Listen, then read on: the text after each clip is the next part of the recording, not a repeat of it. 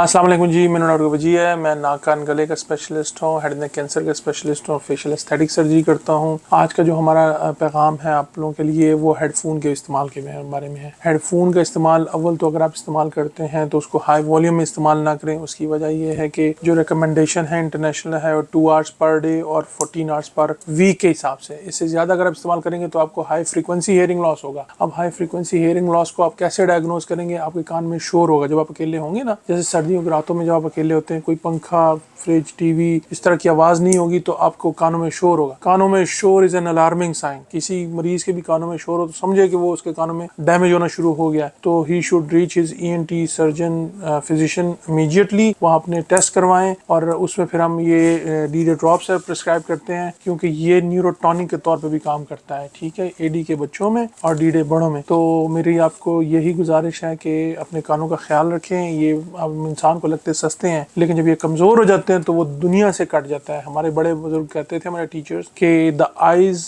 Separates you from the objects but the year separates you from people. ठीक है, आप लोगों के साथ रहते होंगे लेकिन समझ नहीं आएगी ये क्या बोल रहे हैं, और आपको एक डिप्रेशन मरीज जाना शुरू हो जाता है कि मेरे बारे में क्या बोल रहा है, ये क्या बोल रहे हैं। तो कानों की बहुत ज़्यादा हिफाजत करें, एयरफोन्स को इस्तेमाल ठीक तरीके से करें और इसका जो है ना 2 आवर्स से ज़्यादा इस्तेमाल ना करें। और हाई फ्रीक्वेंसी साउंड जितने भी हैं 1000 हर्ट्ज से अबव, तो वो बहुत ज़्यादा कानों को डैमेज करता है और नॉइज इंड्यूस्ड हियरिंग लॉस करता है। तो इसलिए हमारी आपसे गुजारिश है कि अपने कानों का ख्याल रखें। ठीक है जी, थैंक यू, अस्सलाम वालेकुम।